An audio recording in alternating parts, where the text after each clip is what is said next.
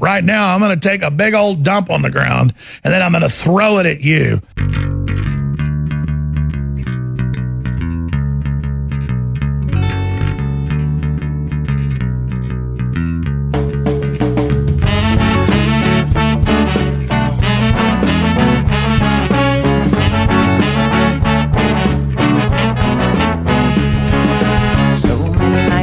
In this world, accessible of kindness and ethical blindness. So please excuse my sarcastic tone. I'm a bit underwhelmed by the sample shown.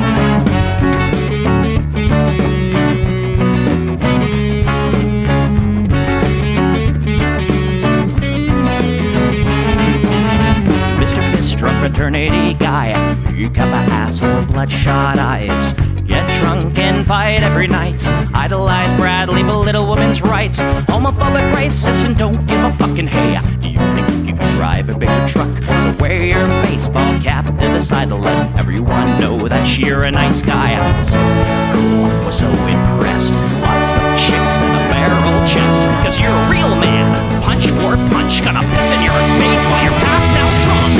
I'm a nice guy, you're a nice guy. He's a nice guy, but all of you are assholes. I'm a nice guy, you're a nice guy. She's a nice guy, but all of you are assholes. Nice guys rule the planets. I just can't understand it. What could divine by deception and lies? Social Darwinism and an overdose of pride. Fuck off, Sherlock! I don't wanna hear it. Fuck off, Sherlock! Read into the lyrics, cause everybody gets their just desserts. As long as you remember that nice guys finish first.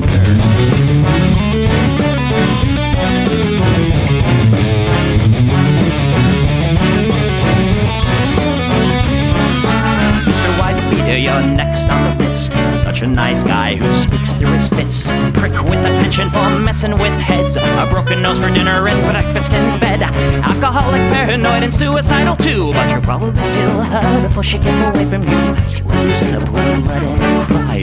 All your friends say that you're a nice guy. Have a drink, this one's on me. Look, you're doing fine, losing to your disease. Comatose, I'll pack your bags. Bury you like a tree that guy. I'm a nice guy, you're a nice guy.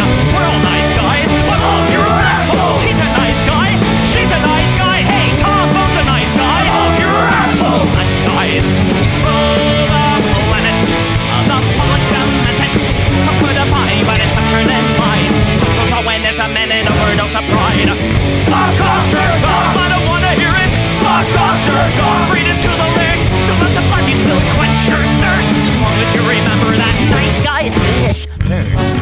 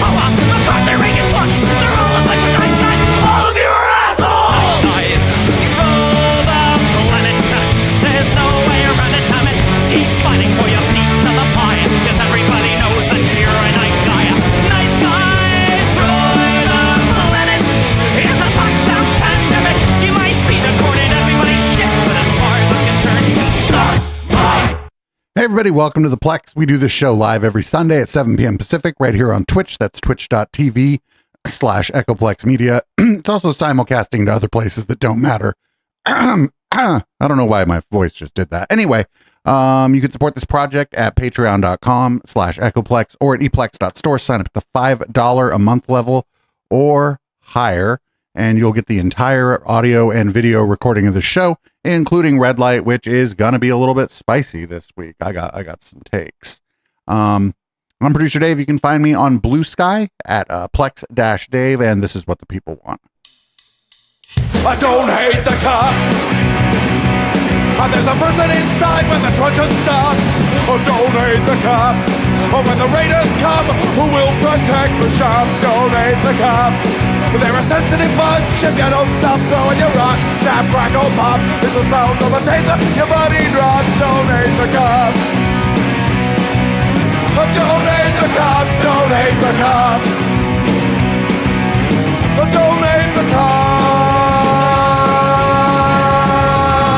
Like your local police.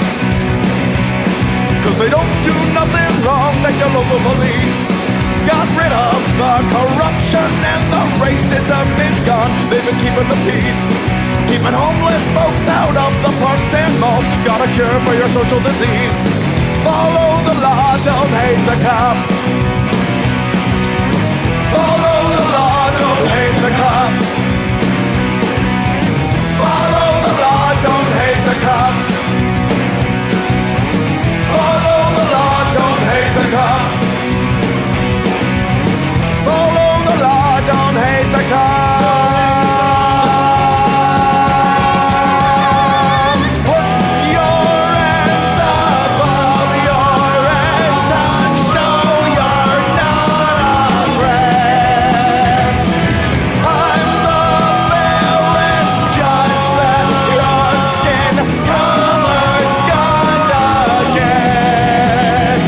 And if you die before the sun comes up, the paperwork will take forever. Well, it might have worked out a little bit better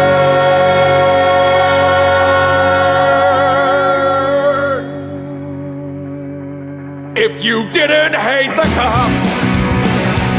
Cause they don't do nothing wrong, don't hate the cops. You can't blame them for just doing their job, don't hate the cops. Well, you gotta wonder, how much would it cost for you to be shot at and stabbed at by maniacs and drunks? Don't hate the cops, don't hate the cops. Don't hate the cops, don't hate the cops. Don't hate the cops. Don't hate the cops, don't hate the cops. Don't hate the cops, don't hate the cops.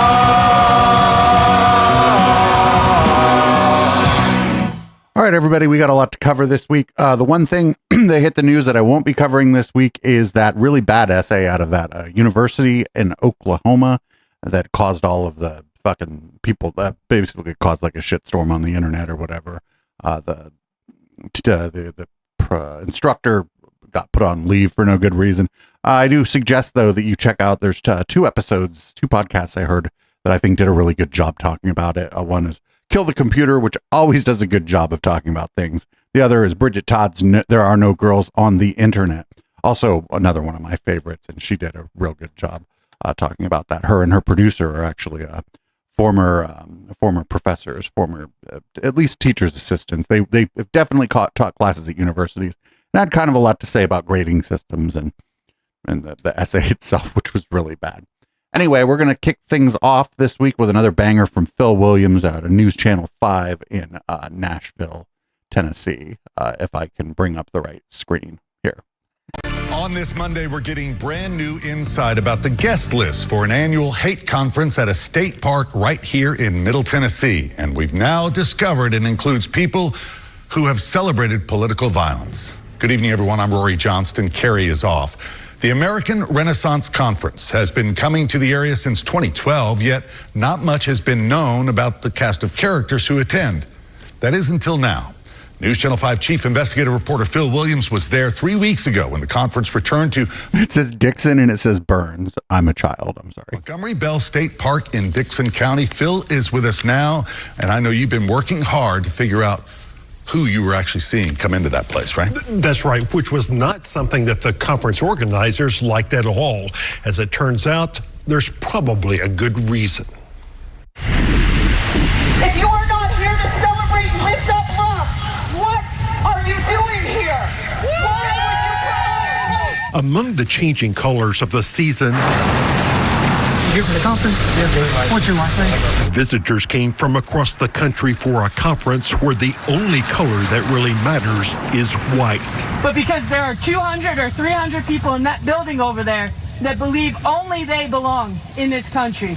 Here at Tennessee's Montgomery-Bell State Park, protesters were kept far from attendees at the American Renaissance Conference, an event that, as the protesters see it, represents the worst of the world of hate. And we want our message of tolerance and acceptance to stand in stark contrast to what they're advocating for in there. Exactly what they advocate inside the park's lodge is a closely guarded secret, as is the guest list, which is what led us to stake out the security checkpoint standing in a public spot in a public park where we found some attendees desperate to hide from our cameras. For this woman, it was an effort that required both hands. It's my understanding that we have been providing these pictures to people in the past years. And this man, a longtime American Renaissance speaker and attorney who has represented the Klan and other hate groups, accused us of working with domestic terrorists. So when he stopped to take pictures, I decided to confront his questions directly. Did you have any questions for me? Well, I'd be happy to ask you. Y'all are with Channel 5? I am with Channel 5. I'm Phil Williams. Hi, I'm Sam Dixon. Nice to meet you. Hi, Sam. The reason is we have reason to be concerned. We've had a lot of people with a group called Antifa. And they have tried to prevent us from having our meetings. And I assure you, I'm not Antifa.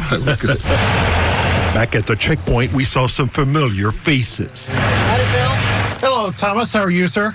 That's Thomas Rousseau. He's the leader of the Patriot Front, the white nationalist group known for its flash mob protests, as well as its training of young men for battle. They want an America that's for whites only. And this is Eric Orwell, the Arkansas man who heads Return to the Land, the group that wants to build a whites-only community in Tennessee. Recently posted photos show Patriot Front showed up at Orwell's compound in Arkansas to help with building projects there. That despite what seemed like his efforts to distance himself from the group when we talked a few weeks back. When we did the Zoom interview, you expressed some ambivalence. But then they came to your place and did some work. No, I'm all for helping them and them helping us. I do have some personal ideological disagreements, but they're relatively minor. Then there's Greg Johnson, the man in the passenger seat who, as you can see, was none too happy to see our cameras. No shit. At the conference, Johnson. Whoa, the white nationalist, that dude was fucking just straight up like posting it on Maine. Nationalist Manifesto. After a mass murder committed by neo-Nazi Anders Breivik in 2011, first killing 8 people with a van bomb, followed by the massacre of 69 people at a Norwegian youth camp, Greg Johnson wrote of his, quote, strange new respect for the killer, who he argued was engaged in resistance to genocide. Although Johnson said it would have been better if he had killed the actual leadership of Norway's Labour Party or the leaders of the Norwegian press instead of innocent children. Breivik, he wrote, simply chose the wrong targets for his killing spree. Back at the protest, Does it surprise you that you have someone like Greg Johnson who, defends mass shooters? It doesn't surprise me. Like I said, it is the worst of the worst. Then there was Johnson's companion, David Zaddy. He has defended the neo-Nazi who drove into a crowd of protesters in Charlottesville, killing 32-year-old Heather Heyer. The killer was convicted of first-degree murder. Yet David Zaddy tweeted, quote, James Fields is a hero who did nothing wrong. And, quote, Charlottesville made me realize that many liberals aren't fully human, along with the true extent of Jewish media. Whoa. He has also defended those who assaulted Capitol Police on January 6th. We also spotted this man from Atlanta. His name is Jared Huggins, and he was once part of a neo-Nazi group called Identity Europa. Huggins was also in Charlottesville, according to hate researchers who uncovered this Facebook post under a different last name where he called the weekend, quote, effing metal, and this Twitter post where he celebrated the Dodge Challenger used in the murder. Then there was a Pennsylvania man who heads a publishing house that reprints Nazi and other far-right books, and this young man from East Tennessee wearing a cap for the National Alliance. His name, we discovered, is Dylan Gaidano. National Alliance is a group originally founded by neo-Nazi William Pierce. Pierce's book, The Turner Diaries, helped inspire Oklahoma City bomber Timothy McVeigh. Social media accounts linked to Gaetano have expressed admiration for violent white supremacists Robert J. Matthews and Fraser Glenn Miller. One Telegram post stated, quote, "For me at least, if our goals aren't met in my lifetime, I will pull a page out of Master Sergeant Fraser Glenn Miller's playbook." Fraser Glenn Miller shot and killed 3 members of a Kansas Jewish community in 2014 because he wanted to kill some Jews before he died. Perhaps the best clue about what was happening inside comes from this man we spotted at the checkpoint. Emil Kosman is a Romanian-born pro-Russian podcaster who was invited to the conference to observe. Right over there, they are videotaping us because somehow we are bad dudes. This was Kosman we spotted outside the lodge. He later described the atmosphere inside the conference as one where it was anti-Semitism that really invigorated the crowd. I think, yeah, the Jews are in control of these kind of things. A lot of people cheered. Oh, yeah, like, good job, man, telling us the truth. The podcaster said the National Alliance had a table set up where it was selling its materials, but American Renaissance insisted that the Turner Diaries be kept under the table out of public view. Guys, you know what the reason was? These guys are neo-Nazis. These are Nazis. That was the answer. They are Nazis. That's why we don't do it. It's a Nazi book. Mr. Taylor, hi, Phil Williams. That's a far different story from when I first met American Renaissance founder Jerry Taylor a year ago. How about the neo-Nazis? I don't even know a neo-Nazi. But inside the conference this year, he said, well, that, what was his expression? That promotes violence and terrorism. Do you know that? Kosman said Jerry Taylor privately insisted the group's Turner Diaries was a real problem. Who's state? Our state! Who's state? Our state! Which is why these protesters say what happens here inside this state park cannot be ignored. And this group kind of represents the worst of the worst. And I wanted to at least be out here to say that that's not the America that I grew up with. That's not the America that I believe in. Now, we've also identified other people at the conference, including, get this, a Lutheran pastor from Southeast Alabama who has connections to what has been described as a neo-Confederate group. And to be clear, not everyone there advocates violence, although it is also clear there are some, including some influential attendees, who refuse to reject it.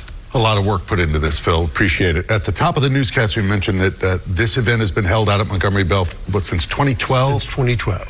They have no plans, apparently, to move locations? Yeah, I think that's the safe bet. In fact, in a write-up after the conference in a blog post, they wrote that American Renaissance is now an institution at the current location, so it seems they're determined to stay. All right, Phil, thank you. God, that guy needs to win some kind of award. Like, his investigative journalism, like, just over the last couple of years has been amazing. This is, you know, I guess because it's like a public or like a government run park, like a state park or whatever, if they pay the fees and rent the hall or whatever, they have to be allowed to do it. It's kind of fucked up, but it is what it is. You know, people just got to keep their eyes on this stuff, and it's good that at least some local media out there in Tennessee is, you know, actually keeping an eye on this. So up next, we got another good story. I just called this one "Get 'Em, Wayne." This is no chicken for you. Saturday, Wayne Davis was helping a customer when 2 unmarked SUVs pulled up to Brothers Convenience Store on Veterans. He watched as a group of Border Patrol agents got out. So the customer asked me, said, "That's ICE?" And I said, "Yeah." He goes, "Oh." So from behind the counter, Davis locked the door. And they're trying to open it, and they're looking at me like, "What's going on?" That's when he started recording. In the video, you can hear him taunting the agents through the window. "You want some chicken? You ain't getting it here, bro." After a moment, he realizes one of the agents appears to be Gregory Bovino, the commander of Border Patrol himself. "Dang, you don't want to show your face now? I know you can hear me." A new state law makes it a crime to interfere with federal immigration enforcement. But attorney Michael Cahagan believes that wouldn't apply here. In general, he says businesses can keep people out. Yeah, it's their property. It's their private property.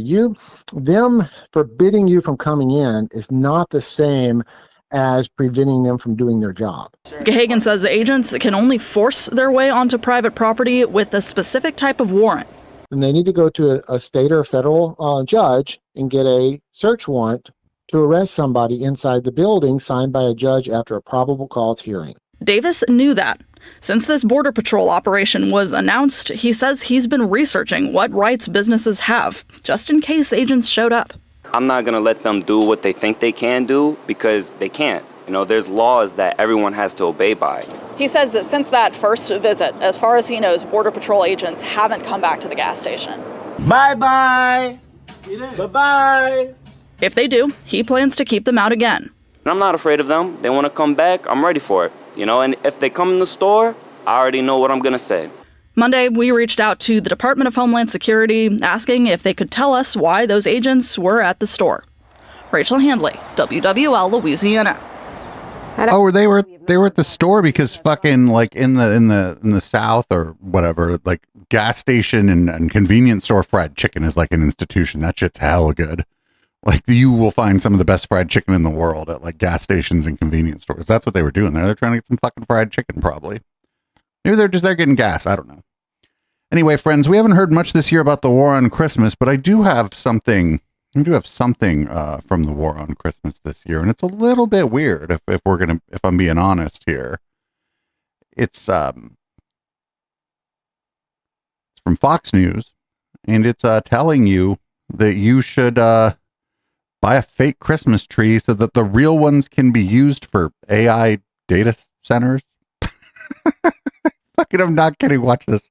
I couldn't fucking believe this when it crossed my feed. I was like, what are you talking about? So this farm is 150 acres. Yeah, they're going to be farms. And there will be transmission lines that have to go through developments and farms. That's the very nature of a growing economy. Like, everybody needs to get on board. I just don't. You know what? Buy a fake tree. Oh, Digger, right in my heart, Digger. What? I have a fake tree. Digging. No, I have a beautiful real tree.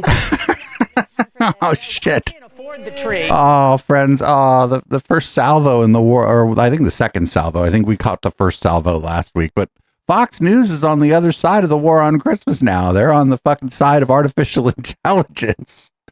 They're like, we need to actually worry about AI and not Christmas. Fucking real Christmas trees are a disaster, right? They suck. And fucking pine needles everywhere, and then you got to figure out what the fuck to do with it after you use it, and like it's a disaster. But you'd think the folks at Fox would encourage you to get a real tree. They're all for cutting down trees for just about any reason over there.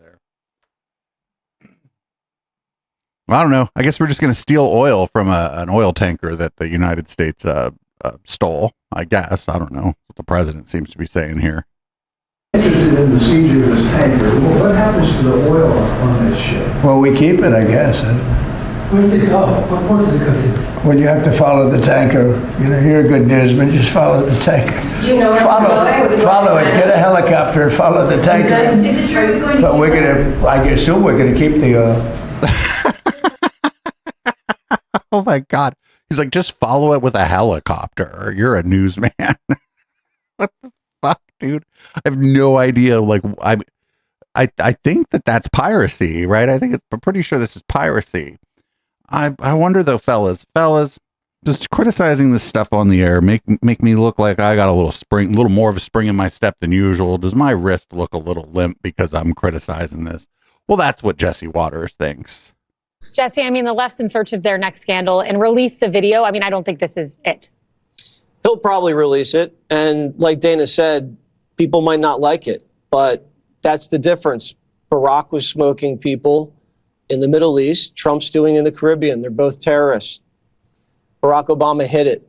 Trump's not hiding it. So what would you rather know? I think I'd rather know the truth of what we're doing, and then you can decide during the election what you like or what you don't like. This is the most popular foreign policy action of Trump's second term. Killing narco-terrorists. You know what the second one is? Bombing the Iran nuclear program. So the Democrats are now coming out against the two most popular things Trump's done abroad this year. Dumb. People love these videos. They hit your feed. They're like, yes, let's go. Hit him again. And if you're against it, you sound like a lawyerly, whiny, effeminate weasel. All of them sound like that. What is the Democrat strategy for combating these narco-terrorists? They don't have one. It's to do what they've been doing since the 80s, which is nothing at all. Have the Coast Guard find them, bring them into court, get them bailed out, and never find them again? Exactly. These Coke boats are not flying a country's flag. Under international law, you have to fly the flag of the country. If you don't, you're a stateless vessel. And stateless vessels that pose a threat to the United States or are engaged in illicit narcotic smuggling can be fired upon. They can be sunk. And so if you're an unflagged vessel, it's not a war crime to shoot it out of the water. And that and I don't even like lawyers. You're like, oh my God. I make an exception for some people at this table. It's not a war crime if there's no war. You just fucking, but there's all kinds of fucking boats in the ocean that aren't flying a flag. Like, what is he talking about? What if some country just came out and started shooting boats like off the coast of fucking Miami or something, some rich asshole's yacht? Like, what on earth are they talking about? Trump said he doesn't know much about the former president of Honduras, who he pardoned, but the whole thing actually, I guess it must have been like a Biden and Obama set the guy up, I guess. Seems to be what he thinks, or what he's saying. I don't know what he thinks. I would. You pardoned former Honduran President Juan Orlando Hernandez and let him out of prison, even though he was convicted in a massive international drug trafficking scheme. How is that zero tolerance on drug trafficking? Well, I don't know him, and I know very little about him, other than people said it was like a Obama-Biden type setup, where he was set up. He was the president of the country. The country deals in drugs like probably you could say that about every country. And because he was the president, they gave him like 45 years in prison. And there are many people fighting for Honduras, very good people that I know, and they think he was treated horribly, and they asked me to do it, and I said, I'll do it. Do you think that could send the wrong message to drug dealers? No, I don't think so. Look, I think, when you weaponize government, they've weaponized their government just like they did over here. I'm one of the people that survived, but they weaponized the government. We had the most weaponized government. Our election was rigged. They went after me. I was impeached twice. I was indicted. They indicted me. I came out good. Here we are in the White House. Things are looking nice, but they were vicious, and they are vicious. They're sick people. I would. You pardoned former. Like, I don't really know the guy, but I pardoned him. I heard it was like the Democrats set him up. Like, what the entire fuck is this guy talking about? So here's Rand Paul. Rand Paul, every time this kind of stuff starts happening, Rand Paul comes out here telling you, I don't really like that stuff. It's bad stuff. Then he doesn't really do anything about it. Doesn't introduce anything in Congress, or doesn't really try to use what political power he may have to try to stop it. He's like, I'm just very upset by this stuff. And that's what he's doing here. I want to get your take also on the defense budget and what's happening here in terms of the annual defense policy bill.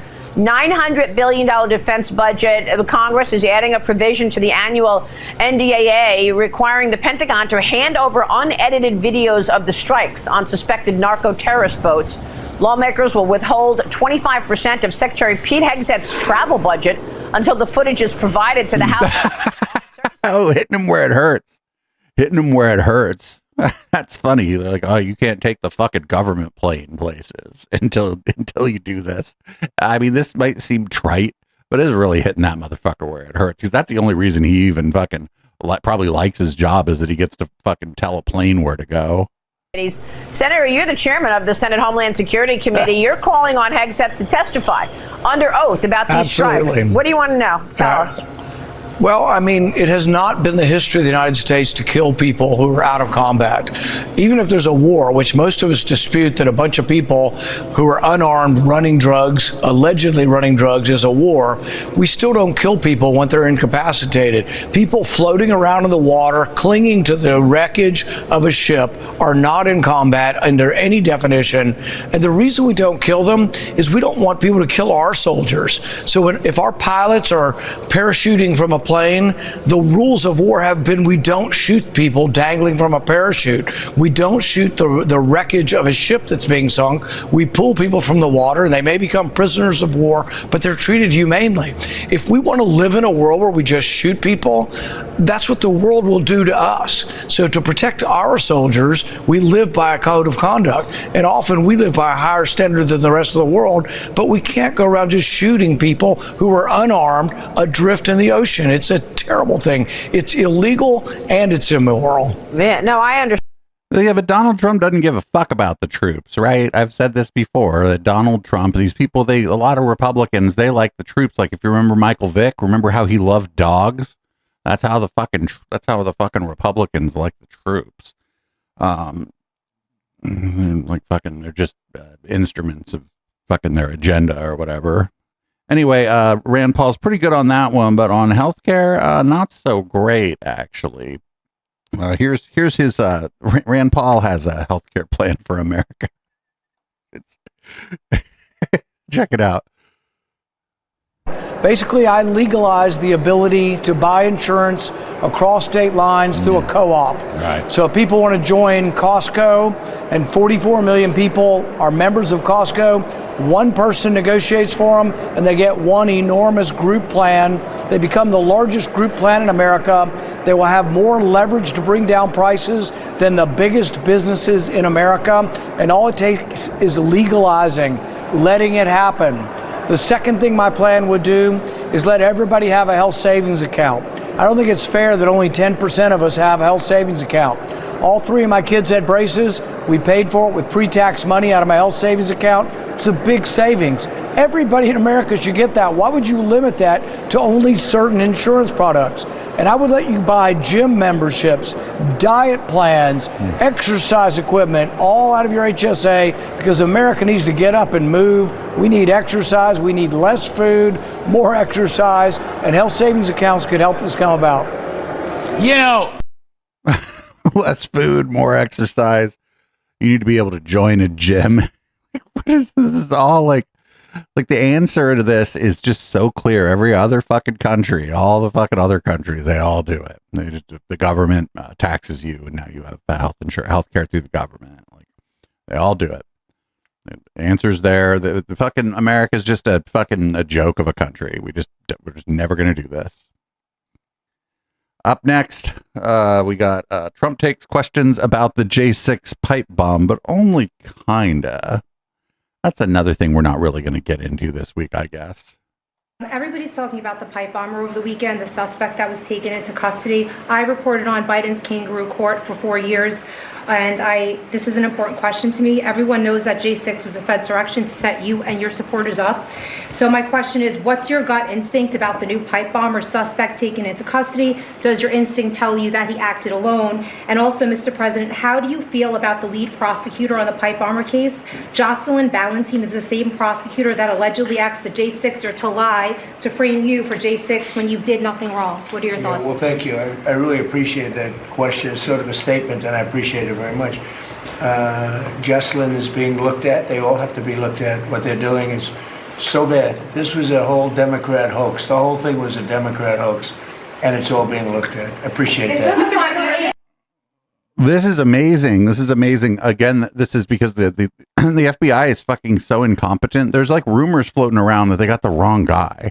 Now, I don't know. I mean, these are just fucking, they're fucking bluing on kind of people on Blue Sky. So who fucking knows? But there's rumors going around, like not just from like people on Blue Sky. I think was it Tommy Tuberville or somebody said that he thinks they have the wrong guy or something. I don't know. It's hard to tell. There's a little bit of a fog of stupidity happening around this particular case. If you could imagine that, not the fog of war. This is the fog of stupidity going on around this case. We'll see what happens.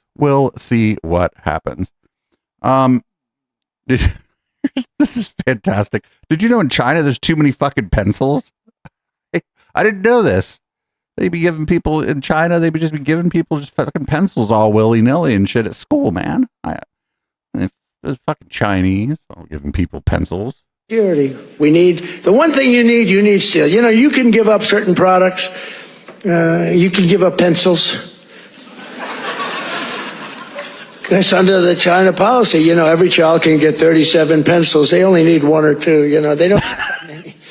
But you always need steel. You don't need $37 for your daughter. 2 or 3 is nice, but you don't need $37. So we're doing things right. We're right.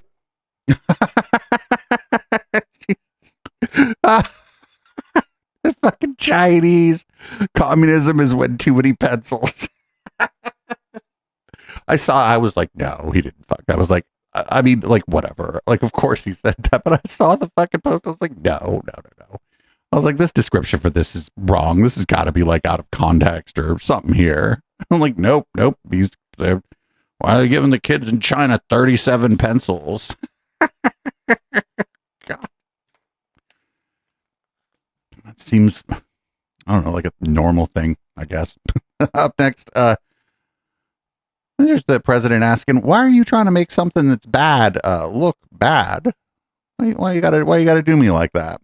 Mr. President, at the end of this year, those extended Obamacare subsidies expire.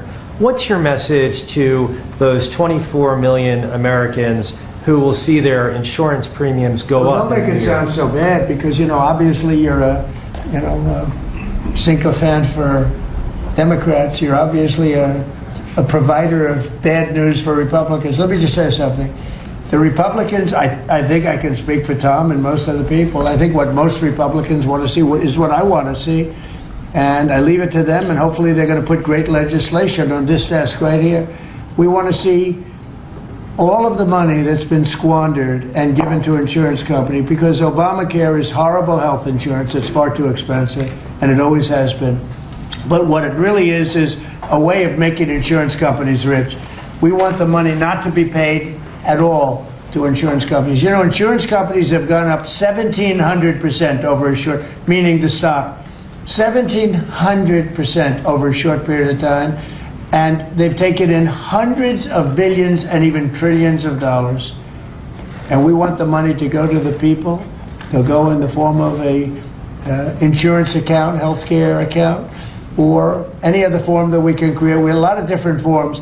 We want to give the money to the people and let the people buy their own great healthcare. So wait, I don't understand the difference. First of all, he's not trying to get rid of the health insurance companies, I don't think. And why? I thought these people were like, oh, the stock market's doing great and shit.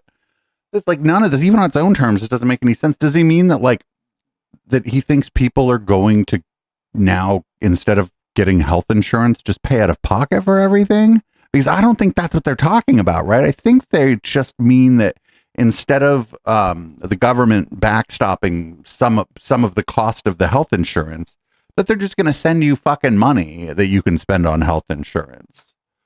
But if they backstop $80 a month or $100 a month of your health insurance currently, and instead of doing that, now they just send you $80 or $100 a month to spend on health insurance. What the fuck is the difference?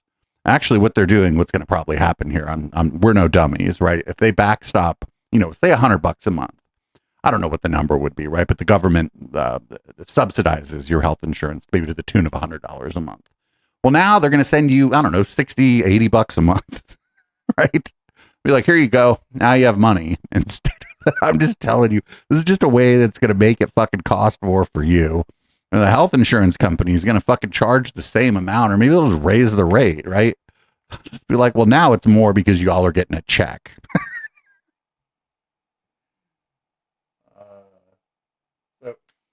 Here's more on the GOP healthcare plan. It's just to give people money to buy insurance, I guess. Sir, on healthcare, Mr. President, 22 million Americans are expected to see their healthcare insurance premiums start to rise by the beginning of next year. You're talking about because Obamacare is so bad? Yes, well, sir, because the Obamacare subsidies are expiring. Are you going to do anything? Because Obamacare is so bad. What is the Republican plan? The subsidies are expiring because it's bad. That's how things expire, is because they're bad. It's bad. It's bad, so they're expiring. It was bad. Let that happen on your watch. What I'm going to do is, if the Democrats go along with it, which they don't want to because they want to make the insurance companies very rich, okay? I want the money to be paid to the people to go out and buy their own health care instead of paying to the insurance companies. Their stock has gone up 1,700% in a short. You said that to that other person too. 1,700. You wish your corn went up, but. Dude, what is going on with his fucking makeup, dude? Look at his makeup is the same color as like the fucking the tassels on the flag in this. Like, what? Look at how gold this man is.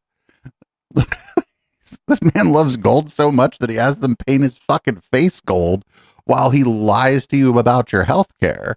Fuck, that might be real gold that they're putting on his face. That he's like, oh well, I don't know. I'm gonna send you some money for health care while we paint my face gold. Oh my God, dude. This is dumb though. I'm just telling you, like, giving you the money that you then have to give to the insurance company is like the same thing as just giving the insurance company the money directly, except they're gonna give you less.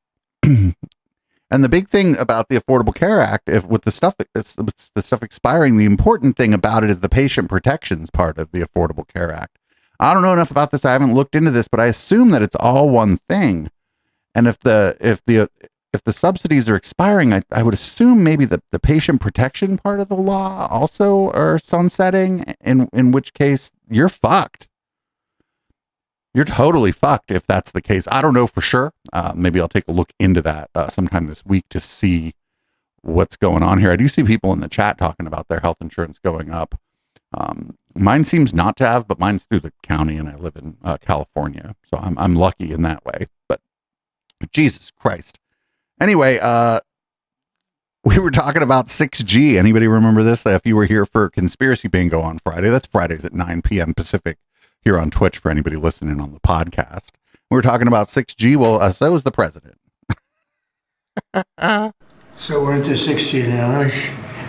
I just 5G. I was a leader on 5G getting that done. And now they're up to 6. Let's do it again. What does that do? Give you a little bit deeper view into somebody's skin? See how perfect it is? I like the cameras the old days. So they just had a nice feature. Now they cover every little. Let's see my. Is he stoned?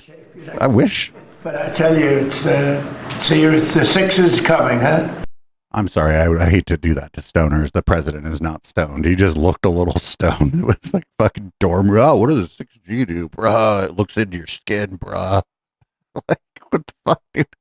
He's like, I was a leader in 5G, but then he's also like reinforcing conspiracy theories about the radio waves and shit. Maybe the polling is going to get better because of 6G. I don't know. This clip's real short, but he's just talking about how the polling on his approval rating is bad or something, or wrong or broken. And I think when the real numbers start coming out and when the real pollsters start doing the polls, I think you're going to see some really fantastic numbers. And that's good for Republicans, frankly, and Democrats. We're going to rig all the polls so that not just the Republicans, actually, so the Democrats also, if they're doing a shitty job. Well, the polls aren't really going to reflect that. We're just going to juice all the polls for everybody, actually. You get a positive poll, I get everybody's going to go up in the polls or else. All right, folks. We haven't done one of these in a while. It's been a while since there's been one that hit the news. This is, nothing to see here. Just the president of the United States being fucking super weird about his daughter. The two of those guys, the greatest. Then we have a man who, to me, this is the most interesting story. Boy, do you look like Ivanka. Has anyone ever told you that? I'm saying, is that Ivanka? Could you just turn around for the camera? Does she look like Ivanka? It's the most unbelievable thing. So I didn't want to take a chance. I say, is that Ivanka? You look just like Ivanka, which is a great compliment, actually. Oh my fucking God. This dude who's like, could you twirl for us? I need to see that ass. God, fucking. Oh, I know there's a lot of serious stuff going on in the world, but I think like in 2016, 2020, and 2024, the Democratic fucking campaigns, they left a lot on the table by not like leaning real hard on the way this guy talks about his own fucking daughter. Here's Donald Trump asking, he's like, why aren't people from Northern Europe immigrating to the United States? It's like as if somebody from fucking Northern Europe wants to move to this country. My God, listen to this guy. And I say, why is it we only take people from shithole countries, right? Why can't we have some people from Norway, Sweden, just a few? Dude, they don't want to come here. Let's have a few. From Denmark, do you mind sending us a few people? Send us some nice people, do you mind? But we always take people from Somalia, places that are a disaster, right? Filthy, dirty, disgusting, ridden with crime. That's what you just said about Somalia is probably what the average person in Denmark thinks of the fucking United States. They're like, oh God, they don't. What do you mean they don't house the homeless? Why are there all these cars everywhere in the city? Why are they all shooting each other? Right? Like, this is what they think of us, dude. Like, come on. That's what I think of us, and I fucking live here. Like, we're a very shooty people with a lot of vehicles. Like, poor air quality. Up next, we got Stephen Miller, just continuing to Stephen Miller the whole fucking place up. This is him talking about Somalia, if you could imagine that. If Libya keeps failing, if the Central African Republic keeps failing, if Somalia keeps failing, right? If these societies all over the world continue to fail, you have to ask yourself, if you bring those societies into our country and then give them unlimited free welfare, what do we think is going to happen? You're going to replicate the conditions that they left over and over and over again. And we mask the impact of immigration in every public policy issue we discuss. Dude, I don't know, man. People just come here. But you don't make it like... Maybe they come here because they can't get to Norway. Who fucking knows? Maybe the Norwegians are hella racist. I don't fucking know. Get out of here. Dude, if they come, I feel like if you're trying to escape some other country, like the United States is probably the refugee location of last resort. Right? Like we're not high on the list of places that people want to live anymore, I don't think. So this week, I don't know too much about it, but it seems like the Indiana state houses rejected the redistricting plan that Trump really wanted them to do, and not like by just a little bit. A lot of Republicans voted no on it, and Trump has an explanation for it. His explanation is, as most things are for him, about himself. And the reason that it failed was because he just wasn't that involved in it. Thank you, Peter. Mr. President, in Indiana, just a few moments ago, the Senate there rejected the congressional maps to redistrict in that state. A number of Republicans voted against that redistricting effort. You have spent a lot of time talking about this. The Vice President traveled to Indiana.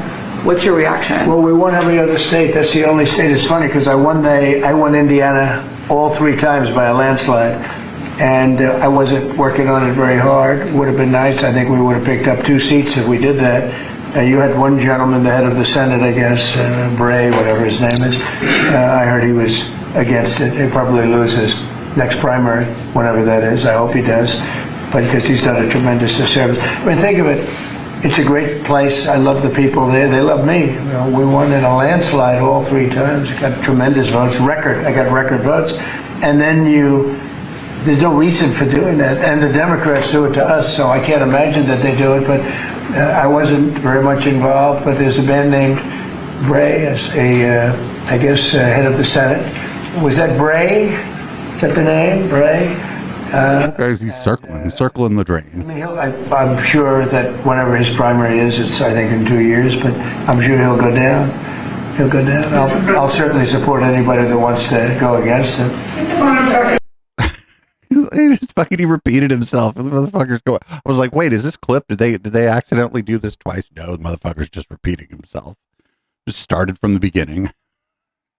So everybody's like, oh, this is sounding sort of some Blue Anon kind of shit, right? Everybody talking about a bruise on the fucking president's hand or whatever. Before we run this clip, I think like the people are like, oh, there's a bruise on his hand. You just say, man, he hit his hand on something. Like, I don't know why you fucking, yeah, but I don't know. Have you ever hit your hand? You ever got a bruise? That's the answer, right? But they're not going to do that, right? You can't just be like, I don't know. Have you ever bruised a part of your body, smash your hand on something and fucking bruise your hand? Yeah. Because Trump's like older, and older people, as you get older, you bruise a little bit easier. Like, no. This is the stupidest fucking thing. I don't know. Like, this is like this is like total unforced error territory here, right? Like, there's no reason to fucking say this. Go ahead. Thank you. The president's been spotted out and about a number of times with bandages on his hands. Could you please explain what that is about? Secondly, he noted on Truth Social the other day that he had aced 3 cognitive tests. Could you please clarify when those tests took place? I can do that at a later date. I obviously don't have that in front of me. The president has spoken about that quite extensively throughout the years. As for the bandages on the hand, we've also given you an explanation for that in the past. The president is literally constantly shaking hands. The Oval Office is like Grand Central Terminal. He is meeting with more people than any of you even know about on a daily basis. He's also on a daily aspirin regimen, which is something his physical examinations has said in the past as well, which can contribute to that bruising that you see. It's a fucking handshake injury. I can't. Dude, the answer literally is just he hit his hand on something. Actually, or the answer, I don't know, man. I didn't ask. This isn't important. Sometimes people get an injury, a minor injury on their hand. Like why even like why do you have to make it like about how he's such a good fucking handshaker or what a dumb fucking thing. I can't get over it. Like, again, I know I'm like, now I'm repeating myself like Trump was. Just say, I don't know, maybe he hit his hand on something. This isn't really important. Can we talk about something else? Who cares? I do not give a fuck about Donald Trump having a bruise on his hand. You could not pay me to give a fuck about Donald Trump having a bruise on his hand. People just get a bruise on their hand.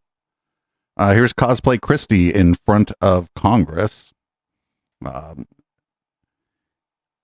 Talking about whether or not any veterans have been deported. She's unsure. She doesn't seem to have the right answer here because there's seems to be one on the phone who was in fact deported. Harry, how many United States military veterans have you deported? Sir, we have not deported U.S. citizens or military veterans. I don't believe you served in the military. I haven't either, but I think you and I can agree that as Americans, we owe everything to those who have served our country in uniform. That dude's name is Magaziner? Those who have served in combat. Do you agree with that? Sir, I believe that people that are in this United States that are citizens have legal status here. Madam Secretary, we are joined on Zoom by a gentleman named Se-Jun Park. He is a United States Army combat veteran who was shot twice while serving our country in Panama in 1989. Like many veterans, he struggled with PTSD and substance abuse after his service. He was arrested in the 1990s for some minor drug offenses, nothing serious. He never hurt anyone besides himself, and he's been clean and sober for 14 years. He is a combat veteran, a Purple Heart recipient. He has sacrificed more for this country than most people ever have. Earlier this year, you deported him to Korea, a country he hasn't lived in since he was 7 years old. Will you join me in thanking Mr. Park for his service to our country? Sir, I'm grateful for every single person that has served our country and follows our laws. Can you please tell me? Sir, thank you for your service. Get the fuck out. You deported him? Every one of them needs to be enforced. But you understand that many veterans struggle with PTSD, many veterans struggle with substance abuse challenges. This man took 2 bullets for our country.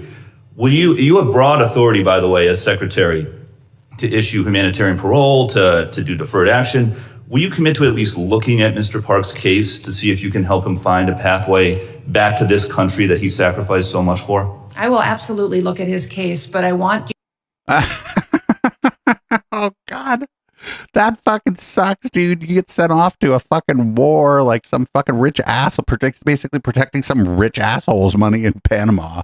You get shot twice. You come back, you're maybe on painkillers or whatever because, you know, fucking being shot is associated with pain.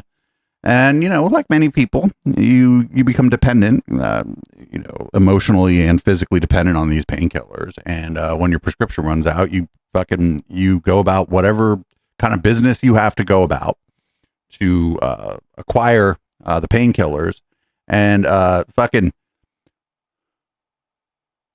25 years later, 26 years later, they fucking deport you for a minor drug arrest. Like, get the whole fuck out of here. So the FBI went to Congress to talk about the domestic terror threat or whatever, and it didn't really go well. Any domestic terrorist organization that poses a threat to the homeland as we speak. I'd say the first one, President Trump had just announced executive order domestic terrorist organization, Antifa. That's our primary concern right now. All right, that's what President Trump did. What does the FBI say? We share the same view. When you look at the data right now, you look at the domestic terrorist threat that we're facing. Right now, what I see from my position is that's the most immediate violent threat that we're facing on the domestic side. So where is Antifa headquartered? What we're doing right now with the organization. Where in the United States does Antifa exist? Yep. If it's a terrorist organization and you've identified it as number one. We are building out the infrastructure right now. So what does that mean? We trying to get the information. You say Antifa is a terrorist organization. Tell us as a committee, how did you come to that? Where do they exist? How many members do they have in the United States as of right now? Well, that's very fluid. It's ongoing for us to understand that. The same, no different than Al Qaeda and ISIS. No, I don't want you. I'll ask one question, sir. I just want you to tell us. If you said Antifa is the number one domestic terrorist organization operating in the United States, I just need to know where they are, how many people. I don't want a name. I don't want anything like that. Just how many people have you identified with the FBI that Antifa is made of? Well, the investigations are active. So you wouldn't come to this committee and say something you can't prove. I know you wouldn't do that. But you did. Oh man, he can't just be like, your librarian. It's your librarian. Your nice neighbor, a lady across the way from you. It's her. School teachers.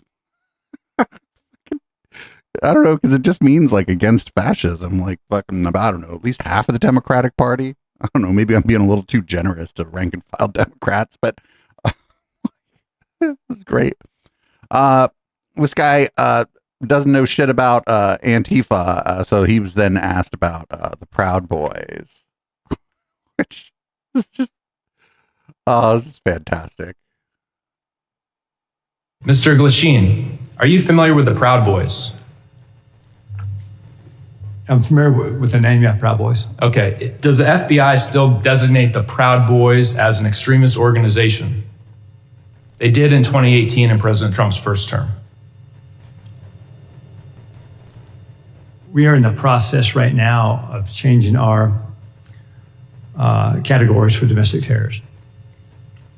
So they're no longer designated as an extremist organization. The FBI designated them an extremist organization in 2018. Has that changed? I'm not aware that they did that.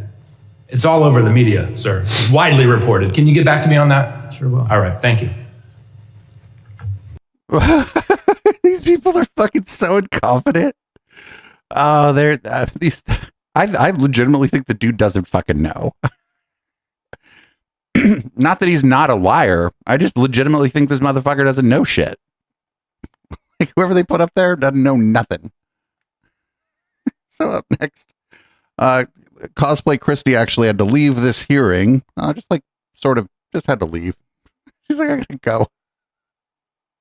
Recognize a gentle lady from Texas, Ms. Johnson, for 5 minutes of questions. I'm just going to take the position that she was scared of my questions. Mr. Chairman, if we could stop the clock and Oh yes, wait no, till after all absolutely. this. Clerk will suspend. Reset the time, Yes. that'd be helpful. We'll reset the clock. Bye.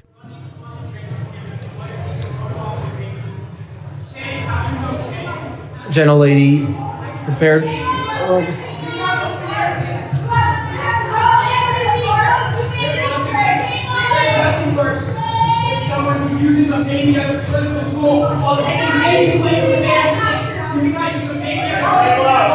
Hell yeah, heckle her. Heckle her. Fuck yeah. He just pulled up his pants. He's like, I'm gonna go out there. Go check this out.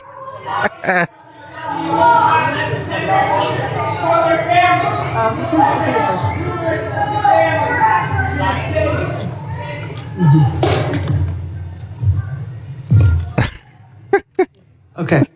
What a mess. What I found out is she like claimed she had another meeting to go to, and then like people like just did like the most basic possible checking, and it turned out that the meeting she was planning on going to had been canceled. That I think that it was even like on her schedule or something that the meeting had been canceled. So that's fucking interesting. Rumble.com refused to connect. What? So our next story we're not going to be able to get to, I think. Real America's Voice host is not happy that Trump cannot pardon Tina Peters in Colorado because she was not charged with a federal crime. Oh, nope, we got it. We got it. Hell yeah. It's time to stay awake, not woke. I'll tell you something. Our chat gets stirred up over things. Nothing stirs them up, like you say the name, Tina Peters. She has been in prison, will remain there, a state prison, after a federal judge rejected her request yesterday for release while she appeals her conviction. She was sentenced to 9 years for allowing... Well, if I'm not mistaken here, a federal judge doesn't have the authority to release somebody in fucking state prison. All these people were all about fucking states' rights. To voting machines, part of an investigation into alleged 2020 election fraud. The judge ruled federal courts lack jurisdiction to overrule the state conviction at this stage. Her request for bond was denied. Ridiculous, you guys. This is a Gold Star mom. She's a threat to literally no one. Let's bring in independent journalist, producer, and the host of Truth Matters, Apollo Pappas. Apollo, you were recommended. Dude, they're just stealing off the Good Morning America logo there. Did you see that? King, who is a close friend of Tina's, who's been fighting for her release from day one. I'm. What can be done? Let's just start at the end, okay? Fucking nothing, actually. Nothing can be done. Done. Some say President Trump can't do anything because this is a state issue. Some say there may be an avenue there. What can be done aside from us screaming at the top of our lungs and posting free Tina Peters all over our social media? And that's literally all you can do, I think. Shows what can we do? Well, first of all, thank you for having me on, and thank you to everyone who is screaming from the top of their lungs, because Tina Peters does need to be freed, and we need to keep doing that. I'm honestly a bit split now that her habeas has been dismissed, and personally I find that ridiculous as well, because it was filed in February. I mean, this has been 10 months now that habeas track has been going on. The younger abstention was brought in by the AG late. It could have been filed much earlier. I don't understand, in God's name, why the judge accepted the constitutional issues and granted that the First Amendment piece had been exhausted at the state level only to kick it back to the state. So that really makes no sense, and I think it was exceptionally cowardly. I'm very disappointed in that. Now we have really... Oh, they're showing, fucking run that footage. Remember this? We covered this when she was in court. She really pissed the judge off. Oh, does anybody remember watching this? She fucking she went full Facebook rant when she how before you're sentenced or whatever, you're allowed to speak for yourself or whatever. And she went full Facebook group comment on the judge.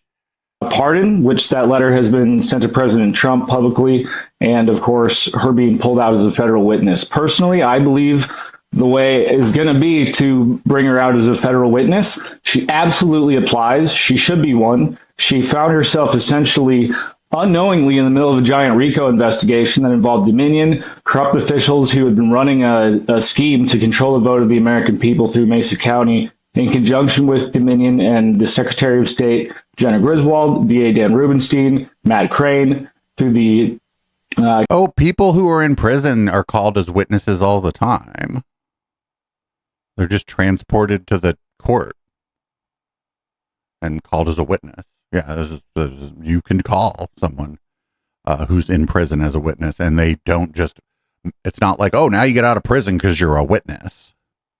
Colorado, County Clerks Association. It's a giant racket, and Tina stepped right into the hornet's nest, which is why she's been persecuted so hard. She's the only one who preserved the before and after forensic image. But truthfully, I think the pardon is a bit of a trap for President Trump, because now that the habeas has been denied, he can't.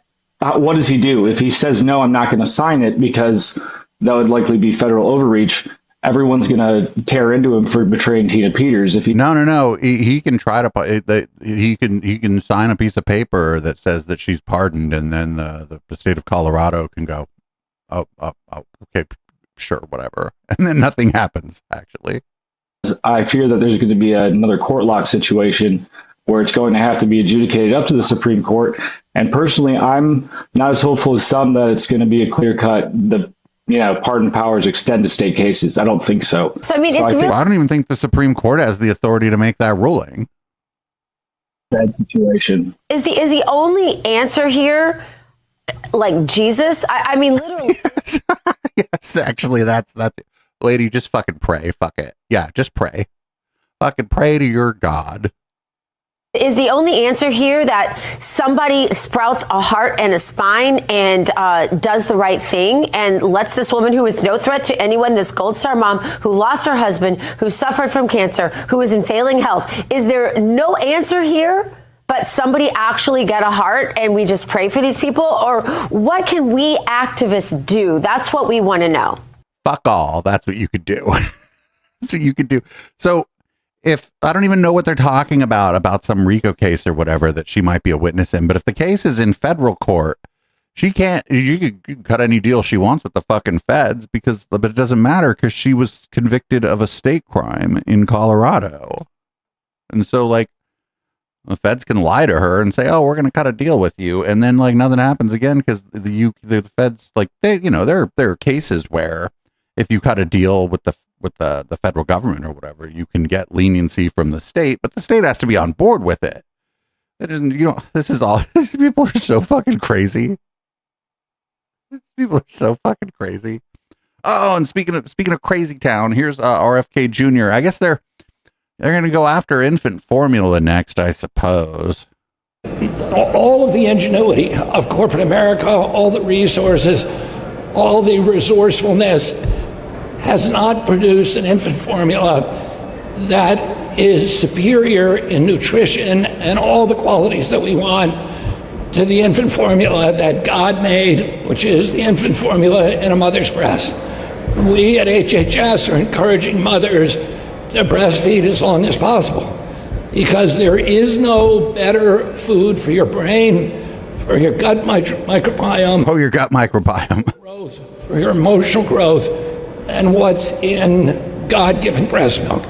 And we encourage you to breastfeed your kids till they're 9.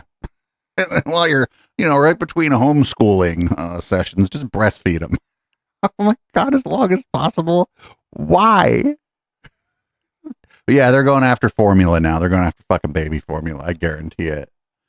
Here's the transportation secretary for some fucking reason talking about baby formula too. No, we're not gonna show the pull-ups. I know everybody else showed the pull-ups. We're not showing the pull-ups, everybody. So I hear my wife talk a lot about, again, she traveled all throughout having our 9 kids, and she would always complain about the lack of facilities when she wanted to nurse. And it's maybe a little odd for, Wait, what do you mean lack of facilities? That like courts in almost, I think every state and the Supreme Court have ruled that it is not indecent exposure to breastfeed in public. You can just breastfeed in public. And if somebody's like getting kind of horny looking at your titty when you're breastfeeding, that person's a fucking pervert. Like, what the fuck, dude? To talk about nursing and options for nursing. But Isabel Brown, who's a content creator, a young mother with a young baby who travels all the time, is one of many moms who have reached out to complain about the lack of facilities that actually operate, facilities that are clean. And so, like, I don't know what you're talking about. Like, is the McDonald's supposed to have like a breastfeeding room or something? Like, I mean, I understand that, like, some, you know, that there might be people who would like a little bit of privacy, whatever, but a blanket works fine, right?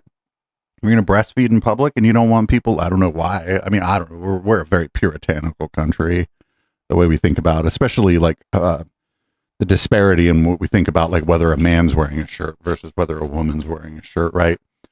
But well, you can just use a blanket. Just put the fucking blanket over you and breastfeed. Like, I'm all for like accommodating people who want to breastfeed. Like, certainly it shouldn't be illegal to just do it at a park or whatever. But I'm not sure that you should. Like, what do you mean facilities? What do they mean? Is it like a fucking like turn all the phone booths into breastfeeding booths or whatever? Like, instead of Futurama where they turned them into suicide booths? Like what? Like, what do they want? Like, what do they? I think they just want to force people to breastfeed. So this, I don't think this is the worst idea. Like having, like, if the airport were to provide like a gym, right? I don't think this would be the worst thing in the world. If you have it like an hour, like a layover or whatever at the airport, and you can go cop a workout. Okay, cool. Obviously they would also have to provide everything your gym provides, including a fucking shower. Because I don't want to get on the plane next to somebody who's just been doing like an hour and a half of cardio, right? They probably, you know, whatever. We're humans, but like, you know, you get on the plane, you don't want to be next to that person. So this isn't the worst idea. I just don't know if they've thought this all the way through. Pretty wide open on what airports want to ask for a grant, but it might be, I want to expand the play areas for kids. I want additional nursing pods for nursing mothers. Nursing pod? Why the fuck do we, like, just fucking chill the fuck out and just fucking leave women alone when they're breastfeeding their kid? Like, what the whole fuck? What do you mean? I don't know. Like I said, if you're a woman and you're breastfeeding and you don't want people to see your breasts, just throw a blanket over your baby. Like, I've seen people do this all the time. Maybe I want a workout area where people might get some blood flow and doing some pull-ups or some step-ups in the airport. But it could be any range of things. Maybe you want to work, I know this is TSA, but we're going to help on this as well. Maybe you want to have a different lane for families to get through TSA. How can we make the experience better as you come through an airport? $1 billion is going to go to that. We're going to make it better. We're going to have like a fucking stair stepper. And if you're a family, well, that's great. Now, I don't know if he knows this, but if you have like a lane where the families have to go with their kids and their strollers and shit, that's just going to slow shit down for the families, right? Like, haven't anybody ever, I mean, I was a kid. I don't remember much, but I bet you fucking talked to my parents about traveling with me and my sister. And boy, howdy, were they slowing everybody down. So having a specific lane where you and your kids go, all you're doing is slowing everything down for the other fucking families. Whereas the people who are traveling alone or with like a friend or a partner, they're going to fucking glide right through that. You're going to watch all those other lines just keep on moving while you and your family are stuck behind a fucking another family with like two screaming kids and fucking a stroller that they can't fold up and shit. This is absolutely not gonna work. This is a bad idea. That's the dumbest idea I've ever heard, actually. Up next, we got here's Apartheid Clyde. He is on the Katie Miller show because of course he is, and he is upset that Somalian Americans in Minnesota get to vote because of course he's upset about that. Yeah, and somebody in the chat just said like they still do. Yeah, I think children traveling alone and families with kids get priority boarding, and that's fine. That's actually better for everybody too, right? Like, because I don't want to be like trying to go walk up to my seat while some fucking fucking poor mom and dad are like, they got to get on this plane with 2 or 3 kids and they have to deal with the fucking kids who whatever. Kids are a fucking blessing from God, sure.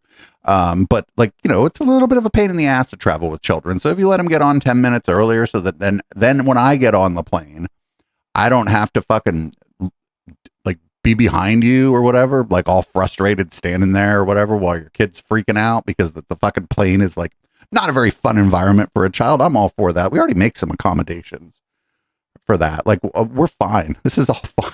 This is all fine. So again, here's apartheid Clyde. Elon Musk, he is mad that Somali Americans in Minnesota get to vote, I guess. When people say like this is fake, I'm like, actually, well, let's look at, Ilhan Omar, who was voted into Congress by, a large group of people from Somalia. This is incorrect. I think 3% of her district is Somalian. Who are in Minnesota, which is really far from Somalia. Or Mamdani, who was voted to be mayor, but by a majority of people who are not born in America.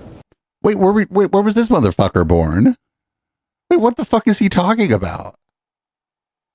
Yeah, a lot of people in New York weren't Yeah, that's my understanding, at least. And then California is big time situation. So I don't know. We just don't want to turn into a communist hellhole, basically. We want to turn into what the fuck is this guy talking about? Remember last week we were talking about that people were freaking out that 1 in 6 people here wasn't born in America. I think California is like a big enough state that it's probably tracks with that. It's probably 1 in 6 people in California wasn't born here. Yeah, here's this is this is the one this next clip of it. Actually, it's the same clip, but the next link on my docket here is actually with the community note on Twitter that said Ilhan Omar's district is 3% Somali. Like they probably all voted for her, but that's fucking 3% of people. And not for nothing, like not all those people are citizens yet. Not all of them got to vote. And then of the ones who are eligible to vote, how many of them voted at all? Like we have exit polling data and voter registration data that shows that a lot of people, most people that vote, or the highest rate of people voting is white people over 50. So who even knows what percentage of that 3% voted? We don't know. Well, maybe we do know, but I don't know. Up next, this is for one of my favorite accounts. It's called Christian Nightmares, and this is a real book. It's the Birth of Jesus book, and it's narrated by one Donald J. Trump. This is awful. Just as Jesus would have wanted. Okay, I have to show you guys the funniest Christmas gift that I'm getting my friend's children, and it's The Birth of Jesus, the story narrated by Trump. Yeah, absolutely. I saw this in the TikTok shop. I'm like, I need a few of these, okay? So each page has this button, but the funniest thing is that the way that it's written and narrated is just like you would imagine Trump would narrate the story of Jesus, all right? Obviously graphics. All right, for example, right? Press this button. Now, Joseph, her fiance, he's a carpenter, builds tremendous stuff, finds out Mary's having a baby, and he's like, wait a minute, what's going on here? Then another angel goes directly to him in a dream and says, Joseph, relax. This is God's plan. You're going to help raise this kid, and he's going to be amazing. I mean, how funny is this? The perfect gift, in my opinion, for children to start them young. I'm going to link it here if you guys want it. I have a nephew that I should not buy this book for, but I'm thinking of buying this. But God, if I haven't pissed my sister off in a while. This book, my nephew's not really old enough to get the joke, but I would just put it on. I'd just buy it for him for Christmas just to piss my sister off. I'm not going to do it. It's probably a little late in the game to get that book too. But anyway, this one's crazy. This I don't think got enough press over the week. Glenn Beck made an AI of George Washington that just is basically just spouts Glenn Beck's ideas, Glenn Beck's beliefs. Watch this. This is fantastic. I released an interview that I did with George, Okay. And it's so funny, the reaction, because Adam Kinzinger has just said, this is the stupidest thing I've ever seen, and I was in Congress for 12 years. Oh, well, Adam. Oh, okay. Well, I'm going to listen to you. Right Wing Watch, which I think is Soros funded. Oh, good. Glenn Beck has created an AI George Washington. You'll be shocked. Oh, this is my favorite genre. Well, this is one of my favorite genres of clips. People bitching about Right Wing Watch. George Washington created by Glenn Beck sounds exactly like what would happen if Glenn Beck built an AI George Washington to sound exactly like Glenn Beck. Impossible. It's not speaking my words. It's only speaking their words. It's impossible. It has no information about me at all. Play the CNN clip. CNN led with this last night. The greatest danger to our republic lies not in foreign arms or political faction, but in the decay... May I just interrupt you for a second? Could you just dumb it down just a little bit? Wow. That God, imagine getting dunked on by CNN. How fucking embarrassing. George Washington, if you couldn't tell, who's apparently ripped now, wearing a tight T-shirt, and he echoes Beck's beliefs. So for tonight's news nightcap... Stop. He echoes Beck's beliefs. So you cannot say that this is accurate, because then you would have to say, I was right, that I am interpreting the founders in the correct way. So you have to say there's something wrong with this AI. You know nothing. There's something wrong with every AI. You think the motherfucker that put this together for him? Oh, get the whole fuck out of it. You think the motherfucker that put this together for him didn't have some incentive, even if he wasn't told to, he or she wasn't told to do so, to make it agree with Glenn Beck? Whoever put this together, absolutely. Again, whether it was explicit or just sort of vibes based, had a clear incentive to make this thing agree with Glenn Beck. Like, of course. George AI is a proprietary AI system that has a giant electric fence around it. It has everything that the founders from our collection, it will grow from here, but from our collection. See, that's the problem. Yeah, it's from your fucking, get out of here. It's training on your, it's training on your shit. You just gave it up. You just told on yourself right there. It has the writings, the documents, the journals, the books that were written at the time, the books that they read that they said influenced them, the Federalist Papers, all of this stuff. So was the Communist Manifesto in there? Oh, wait a minute. No, the Communist Manifesto was the 1800s. That's right. Lincoln was influenced by Marx, not the founding fathers. I'm getting my timelines all messed up. All in one proprietary AI system. And it can't go out and look for other things. It also must memorize everything. What are you talking about? What do you mean it must memorize it? What are you talking about? What do you mean memorize? It doesn't memorize shit. It guesses the next word. Unlike an AI that can hallucinate, they hallucinate because AI is very good at remembering the beginning and the ending, but it's not good at the middle. And so it'll look at the beginning and the ending and like, yeah, and it kind of like went like that. It kind of like went like that. All right. Being lazy. But ours memorizes every word for word, and it can give you the words from the founders in their own language, which sounds really mechanical and it's really hard to read. Or it can, dumb it down to my level or your kid's level, and it can speak at our level, but it cannot change their words or their meaning.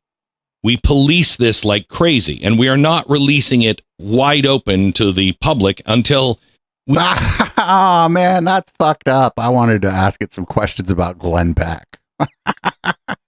Have lots of beta testing because we want to make sure we have caught everything, because the last thing we want is anything that is anybody's opinion except for theirs. You'd be able to put in a bill and say, is this constitutional? Where does this violate the founding principles? And it will tell you. Wait, what? That doesn't make any sense, though, because if the bill is about something that like this modern that the founding fathers fucking couldn't have even fathomed. They're like, oh, this the California, and they're like, what the fuck is California? What is he talking about? You like it's all the stuff that's going through Congress, to the extent that anything fucking useful is going through Congress, is going to be about modern stuff. And the founders, they'd be like, what is a drone? Like, what are you talking about?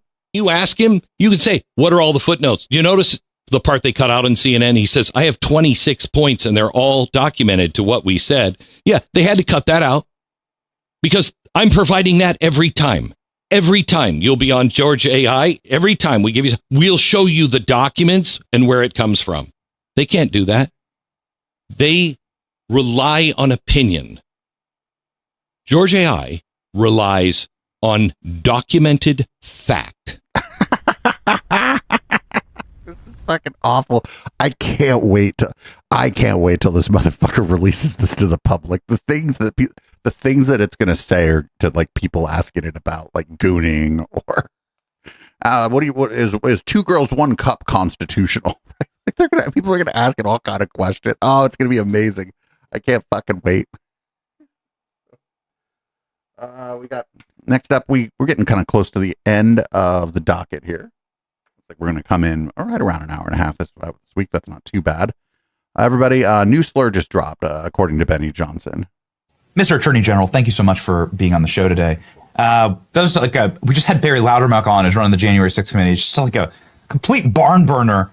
I know that you're here serving as our state AG, but if you don't mind, can I ask you about a national issue, which is some of the concurrent investigations that are going on, whether it be Thomas Crooks or Tyler Robinson or the pipe bomber.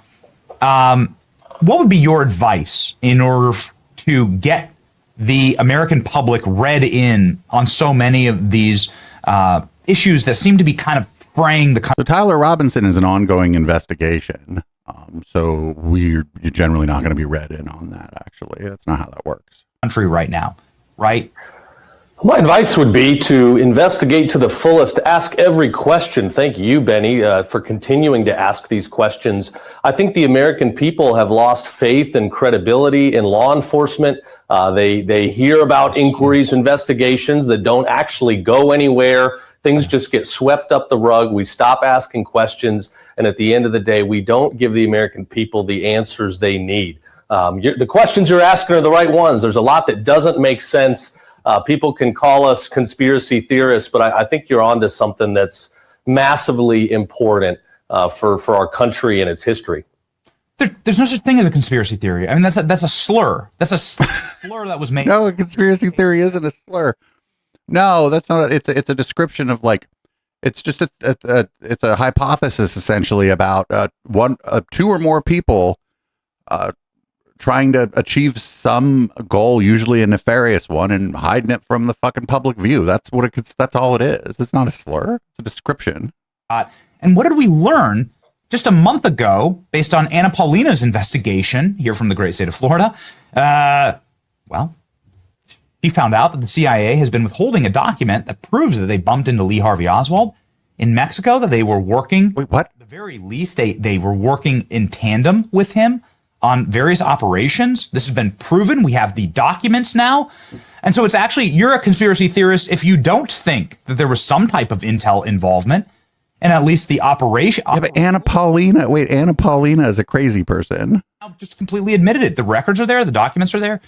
And so, yeah, who was right all along, right? Yeah, the deep state for decades has been hoping that people at home will not ask questions, that they are not smart enough to figure out the truth. And again, God bless you for digging into it. Representative Luna is doing a great job on many fronts. And here in Florida, where we see wrongs that need to be righted, we will dig in and we will absolutely investigate and prosecute to the fullest. You got my word on that. This is amazing. So the Tyler Robinson case, we're not going to get any information on it for a while because it's an ongoing investigation. It's just sort of standard practice to not read the public in on everything that's going on in a criminal investigation. Also, these people are dumb and they think the FBI has anything to do with it. I'm not sure that the FBI has nothing to do with it, but it's a state crime. And so Tyler Robinson will be tried in state court, not in federal court. Anyway, here's a group of people. I guess they understand women. This is Elijah Schaefer. I guess his show is called The Rift now. And man, if these people don't understand women, nobody does. This is from Right Wing Watch, who Glenn Beck mentioned a minute ago. Shout out to Right Wing Watch. A lot of women ask me, does Elijah Schaefer hate women? And the answer, of course, is yes. Who doesn't? No, I'm totally kidding. Okay, but I say no. Like I hate what women have become, and I do hate it when women expect men in society to uphold the natural masculine tendencies. Meaning, women are literally going after the top 10% of men, which are what kind of men?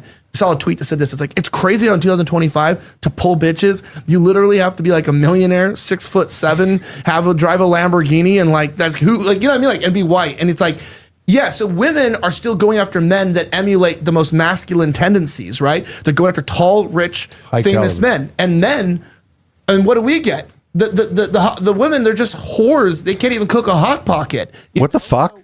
It's like, and that's why once you have sex with them, once you come to your senses, right? So it's like you have that post ejaculate clarity, post nut clarity they call it online these days. But like, because you realize, like, after you nut, you're like, you're just a bunch of holes. And that's really sad, because then it devalues women. So then your view of women becomes so low, because women really are just a bunch of holes today. But that doesn't mean that's who they have to be, or who God made them to be, or what they should be. And I think that a lot of the hatred that I have towards women, and a lot of the hatred a lot of men have towards women, is simply the product of generations of sin and rebellion that have created women to be something that they're not. They're not feminine. They're masculine. Whoa, Jesus fucking Christ, dude. I purposely don't watch a lot of these clips. I didn't know it was like that. Jesus fucking Christ. Dude, I know a lot of fucking dudes who are not that good looking, or at least not like, traditionally or classically considered to be good looking, aren't rich. And as he would say, they've been pulling bitches since I knew them. And now a lot of them are married, and they're good men. They're wife guys now. Wife guys are the best. People make fun of wife guys. Wife guys are the best. I bet this guy hates wife guys too. So we're not going to watch this in full, because absolutely fucking not. We are just not going to but we'll watch a clip of this. This is Piers Morgan. I guess Piers Morgan just fucking was befuddled by little Nikki Fuentes. So we're going to watch just a 1 minute clip of his conversation with little Nikki Fuentes. Just to clear up one of the many theories about you, I've no idea what the answer is, and you haven't got to answer. But are you actually attracted to women? I am attracted to women. You're not gay? No. But I will say that women are very difficult to be around. Okay. So. And do you think they should have the right to vote? I do not. No, absolutely not. They should stay at home? Well, yeah, absolutely. See, basically, you're just a misogynist old dinosaur, aren't you? For a young guy. Yeah. I mean, I know I'm the boomer. I know I'm the boomer here. But actually, you're a 27-year-old dinosaur, aren't you? Aren't you, Nick Fuentes? All women. I am. All women are annoying. All women grow fossil. old. They all get fat. Says the guy. Have you ever had sex? No, absolutely not. Wow. The guy who never got laid. Oh man, we're not going to watch that whole thing ever. There's no way we could sit through a fucking hour, or however long that is. But like just how fucking sad is it that you get wrecked? But because my understanding is that Piers Morgan was just befuddled and was just kind of talking shit to him the whole time. Oh god. Oh man, what a world we live in. What a world we live in. No. Somebody in chat is like, just be gay. No, I don't like fucking gay people have enough problems. No. You don't get to do that to us. I don't know whether or not you in particular in chat are straight or mostly straight, but you don't get to do that to us. Listen, y'all have fucked us over for way too long. You don't get to just give us Nick Fuentes. We do not deserve that shit. All right. Anyway, if you're listening on the podcast, thanks for listening on the podcast, but do check out the live show sometime. That's 7 p.m. Pacific, twitch.tv/Echoplex Media. If you don't want to check out the live show, but you want the post game, which is going to be pretty good tonight, I think, actually, you can go to eplex.store or patreon.com/Echoplex. Sign up at the $5 a month level or higher, And I'd say Monday morning, but that would be a lie. Monday afternoon, maybe even Monday evening, you will get the entire show, including Red Light. And as always, I don't say this every time, but if you don't have $5 or don't want to give me $5, just email me. I'm not legitimately fucking paywalling an MP4 or an MP3 file over some $5. If you're watching live, you know the drill. Just stick around. I have to change the color of the lights, change the content of my beverage. We're going to go into Red Light. This week during Red Light, we have Kristen Megan. She's a blast from the past, from the Kaku days. She went on Newsmax to talk about chemtrails. We're going to talk about Tim Pool not having a great business model and then just crashing the fuck out about Candace Owens. And then I have some thoughts on the sort of conspiracy space that has formed around the assassination of Charlie Kirk and the right-wing infighting, and why they don't even that they're so stupid they missed essentially. So they missed a set of talking points that it could have all gotten behind, but they're all too stupid and clout chasey, and like the dude died and now everybody wants to be him or something. Oh, we got Alex Jones also crashing the fuck out about Epstein. Then we got some little Nikki Fuentes. Do you like Hitler? Do you like Stalin? It's fine either way. And if TPUSA doesn't expose Candace Owens, well, it's going to be little Nikki Fuentes that is. And then Laura Loomer going after Dr. Oz for being a dual citizenship haver of U.S. and Turkey. And unless we find something better to watch, I think we're going to watch Anna Kasparian on fucking Bill Maher's Playhouse. So this is going to be Boomers by Periscope, and I will see all the live viewers in just a couple minutes.